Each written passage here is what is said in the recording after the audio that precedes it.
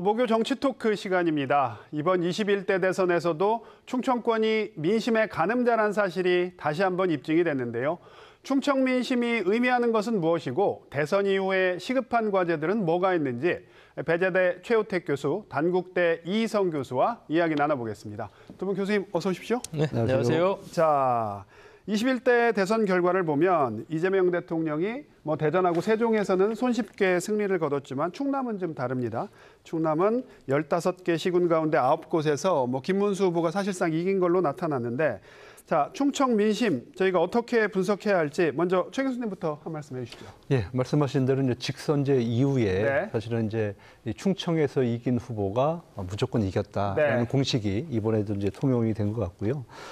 지난 20대 대선하고는 이제 정반대의 결과가 나타나는데 아무래도 충청의 아들을 표방했던 윤석열 대통령이 3년 만에 비상계엄을 선포하면서 네. 사실은 이제 우리 충청민들에게 큰 실망감을 주지 않았습니까? 네. 그리고 이제 그동안 이제 충청에 관한 굵직굵직한 공약들을 내세웠는데 네. 이것이 이제 제대로 된 게 하나도 없단 말이에요. 네. 그러다 보니까 그 실망감에 네. 이재명 후보를 선택해서 대통령으로 만든 것이 아닌가 하는 생각을 좀 해보는 거고요. 네. 또 아까 말씀하신 대로 사실 이제 이 충남 같은 경우에는 이재명 후보가 이겼지만 네. 그러나 이제 지역 내부로 들어가 보면 네. 6곳이 이재명 후보, 네. 9곳이 김문수 후보를 선택했는데 네. 아무래도 이제 그쪽은 이제 전통적인 아마 보수 지역이기도 네. 하고 또 어르신들이 많은 지역이다 보니까 네. 아무래도 투표 기준의 도덕성을 가장 네. 크게 아마 염두에 두고 투표를 한 것이 아닌가 이렇게 보여집니다. 네. 이 교수님은 어떻게 보십니까? 지금 이제 세종 같은 경우는 지금 22.4% 차이로 크게 이겼습니다. 네. 이번에 이제 그 대통령 직무실 공약이 좀 어느 정도 네. 작용을 한 것으로 보이고 또 이제 젊은 유권자들이 많기 때문에 탄핵 심판에 대한 그런 어떤 심판에 대한 부분들이 이제 작용을 했기 때문에 세종은 그런데 그 부분에서 혹시 네. 그 윤석열 정부에 대한 불만이 공무원들에서도 좀 퍼졌다? 이렇게 저희가 해석을 해도 어떻게 보세요? 그 부분? 공직사회나 관료 조직에서도 그럴 수는 있지만 네. 그렇다고 이제 세종시의 22.4%라는 차이가 그쪽보다는요. 네, 네. 아무래도 저는 이제 앞서 얘기한 행정수도. 행정수도라든가 이제 그런 쪽에 더 작용을 했을 거로 보여지고 네. 다만 이제 충남도 같은 경우는 3%밖에 차이가 안 났어요. 네. 그중에 지금 이제 6개 그 서북부 벨트 여기 네. 이제 대도시권이 좀 몰려 있지 않습니까? 천안 아산을 중심으로 네. 여기 젊은 유권자들이 좀 포진해 있고 그렇죠. 그리고 이제 9개 지역 같은 경우는 이제 남서부 벨트인데 네. 여기는 이제 아무래도 연령대가 보수적인 고령화된. 성향의 네. 유권자들이 좀 많죠. 네. 다만 이제 특이할 점은 22대 총선에서 공주시, 부여군,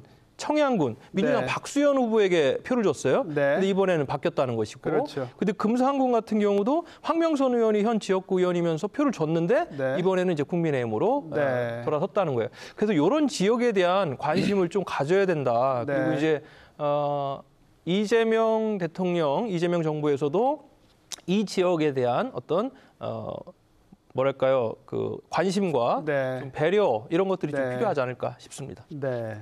늘 그렇지만 이재명 후보, 이재명 대통령을 선택하게 되긴 했지만 압도적인 지지는 또 주지 않았다. 예. 저희가 이렇게 이해를 하면 될 것 같은데, 자, 새 정부가 출범하면서 이 대통령이 충청 지역 공약을 얼마나 실현할 것이냐 이 부분에도 관심이 쏠리고 있습니다. 자, 이재명 대통령의 충청권 주요 공약 무엇이 있었고 또 실현은 얼마나 가능한지 어떻게 보세요? 지금은 이제 대전 같은 경우는 이제 과학 수도 첨단 기술 벨트라든지 네. 또 공공기관 추가 이전 문제, 세종은 이제 행정 수도, 대통령 직무실 건립이라든지 네. 국회 세종의사당 건립 이런 것이 되겠고요. 충남 같은 경우에는 혁신도시 공공기관 유치라든지 또 환황해권 거점 도시로 이제 육성하겠다. 네. 그러니까 들어보시면 알겠지만은 새로운 공약은 없습니다. 네. 기존에 했던 재탕, 삼탕의 네. 공약들인데요. 근데 이것이 왜 계속 이렇게 재탕, 삼탕 되느냐 하면은 공약을 하고 이행을 안 했기 때문에 그런 거예요. 그렇죠. 그래서 이거는 대통령이 의지만 가지면 언제든지 실현 가능한 거예요. 네. 예를 들자면 공공기관 이전 같은 경우도 지금 대통령이 결정들을 못하고 표만 바라보고 결정을 못하니까 지금까지 온 거 아니겠습니까? 네. 이 문제도 그렇고요.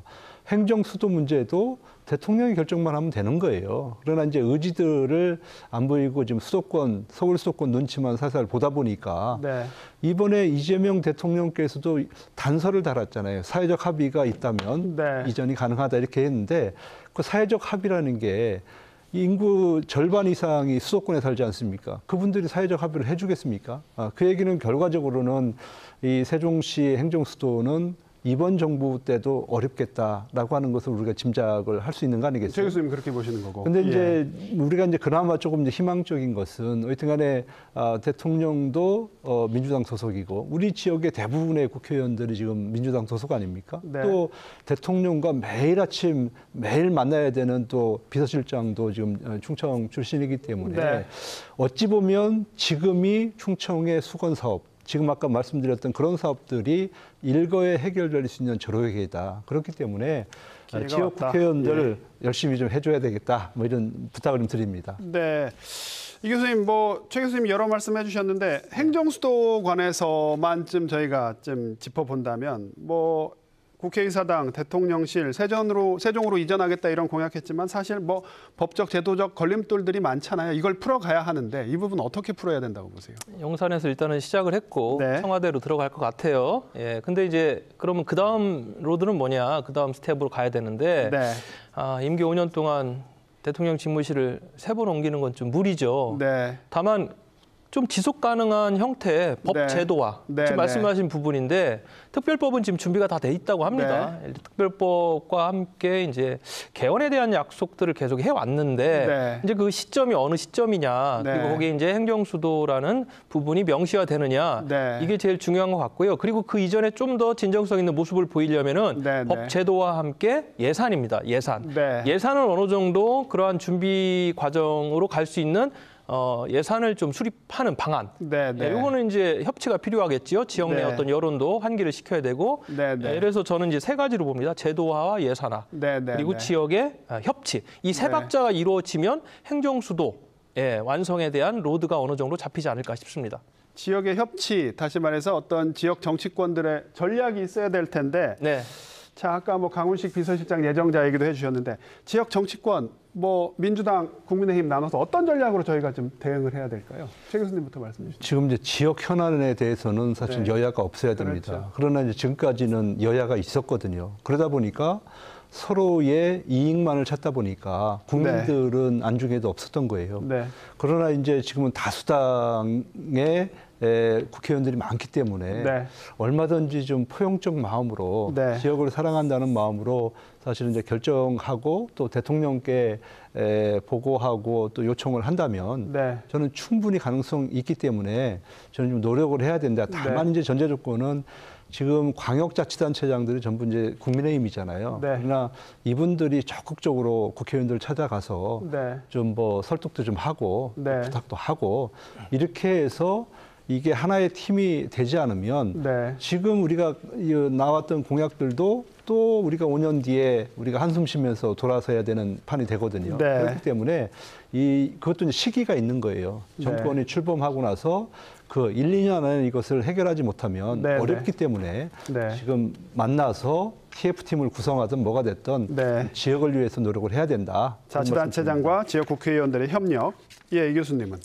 지금 이제 공약을 이제 새로 한번 정리를 하면서 이제 국정과제로 정리가 네. 아마 될 것 같습니다. 100대가 됐든 네, 네. 50대가 됐든 이제 이 과정에서 말씀하신 정부 내 대통령실이라든가 내각의 충청권 인사들이 어느 정도 포함이 돼서 네. 지역 공약에 대한 특히나 세종시 관련된 공약들이 어느 정도 국정과제에 포함시키느냐 네. 이것이 중요하고 여기에서 이제 사이드에서 큰 역할을 해야 되는 게 이제 지역 국회의원들이고요. 네. 그리고 마지막으로 지방정부, 자치단체장 네. 아니겠습니까? 그러한 부분에서 지역 내 협치인데 이것을 일정의 TF가 됐든 어떤 네, 일정 네. 기구가 됐든 이런 형태로 지금 빠르면 1달, 늦어도 2달 사이에 이게 가동이 돼야 됩니다. 네. 그래야만이 국정 과제 연동 관리가 되는 것이거든요. 네. 여기에 있어서 여야가 없어야 된다. 네. 저는 시간이 그렇게 없다. 말씀을 드리는 겁니다. 네. 예. 자, 마지막으로 좀 짧게 대답을 부탁드릴게요. 저희가 좀 섣부르긴 한데 이번 대선 결과 이제 지방선거가 1년밖에 안 남았거든요. 네. 내년 6월에 있을 지방선거에 어떤 영향을 줄 거라고 보시는지 이 교수님부터 좀 짧게 얘기해 주신다면. 대선이 이제 끝난 지 1년 그 내외 1년 정도면은 뭐 지방선거에서 승리한 네, 민주당이 상당히 유리한 네, 네. 그런 구도이죠. 다만 이제 세종시 같은 경우는 22.4%이기 때문에 네, 네. 좀 더 유리하다라는 그런 지금의 대선의 결과만 놓고 본다면 네, 네. 대전도 뭐 8% 이상 벌어졌기 때문에 네. 다만 이제 충남 같은 경우는 3%라는 아주 좀 네. 박빙의 형태이기 때문에 이 세 지역에 대한 유불리는 좀 다를 것이다. 네. 다만 여기에서 가장 큰 변수는 이재명 정부의 1년 성적표. 1년 성적표가 예, 중요할 그리고 것이다. 이제 국민의힘이라는 야당의 어떤 정계 개편이라든가 이 부분을 빨리 어떻게 수습하느냐 이런 네. 것들이 변수로 작용할 수 있습니다. 알겠습니다. 최 교수님 짧게 말씀해 주시죠. 네, 1년 동안에 얼마나 정책을 많이 반영시켜 주느냐, 네. 그리고 이제 충청의 인사들을 얼마나 등용하느냐, 네. 이런 문제가 내년 선거에 아주 중요한 영향을 줄 수 있다 이렇게 보여집니다. 네, 알겠습니다. 오늘 말씀은 여기까지 듣겠습니다. 두 분 교수님 고맙습니다.